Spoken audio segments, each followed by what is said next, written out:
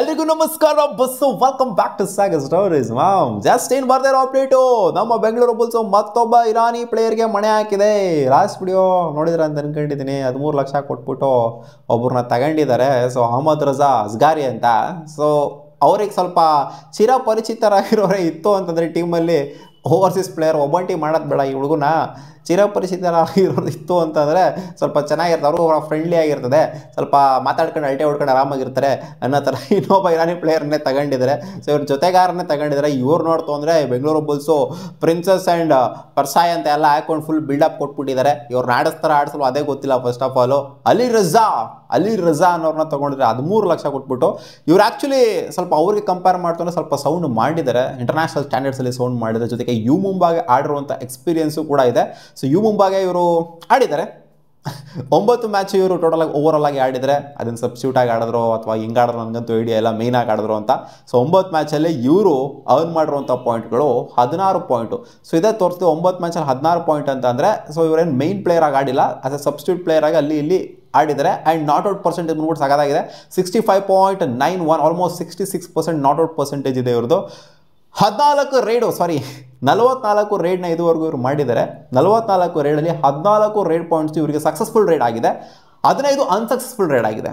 14 successful and 15 unsuccessful 44 ರೇಡಲ್ಲಿ. And 15 empty raid ಕೂಡ ಮಾಡಿದ್ದಾರೆ ಇವರು. ಸೊ ಡೀಟೇಲ್ಡಾಗಿ ಹೇಳ್ತೀನಿ ಗುರು ಪಿ ಕೆ ಅಲ್ಲಿ ಹೆಂಗಿದೆ ಅವ್ರದ್ದು ಸ್ಟ್ಯಾಟ್ಸ್ ಅಂತ.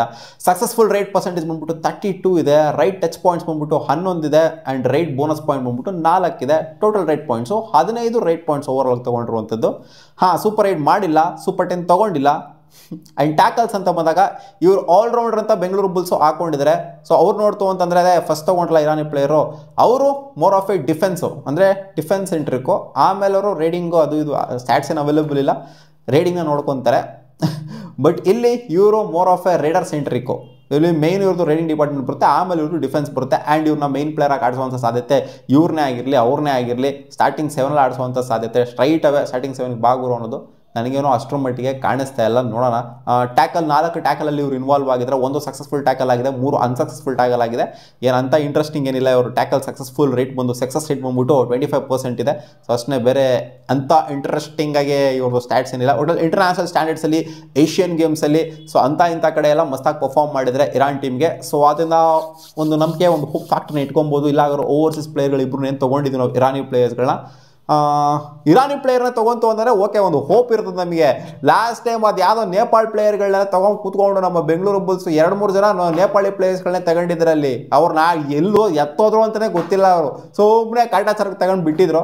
ಇರಾನಿ ಪ್ಲೇಯರ್ಸ್ ಅಂದರೆ ಸ್ವಲ್ಪ ಕಾನ್ಫಿಡೆನ್ಸ್ ಏನಾದ್ರು ಇರುತ್ತಿಲ್ಲ. ಅವರು ಬಂದ್ಬಿಟ್ಟು ಏನಾದ್ರು ಅಕಸ್ಮಾತಾಗಿ ಎಮರ್ಜೆನ್ಸಿ ಸಿಚುವೇಷನಲ್ಲಿ ಬಂದ್ಬಿಟ್ಟು ಸಬ್ಸ್ಟ್ಯೂಟ್ ಆಗಾರ ಬಂದ್ಬಿಟ್ಟು ಪಾಯಿಂಟ್ಸ್ ಎತ್ಕೊಂಡ್ಬರ್ತಾರೆ ಅವನ ಅಜ್ಜಿ ಸ್ಪೀಡ್ ಆ್ಯಕ್ಷನಿಂದ ಅಂತ ಒಂದು ಕಾನ್ಫಿಡೆನ್ಸ್ ಯಾರು ಇರುತ್ತೆ. ಸೊ ನೋಡುವ ಅದು ಹಿಂಗೆ ಪರ್ಫಾರ್ಮ್ ಮಾಡ್ತಾರೆ ಈ ಇಬ್ಬರು ಇರಾನಿ ಯಂಗ್ಸ್ಟರ್ಸ್ಗಳು ಅಂತ.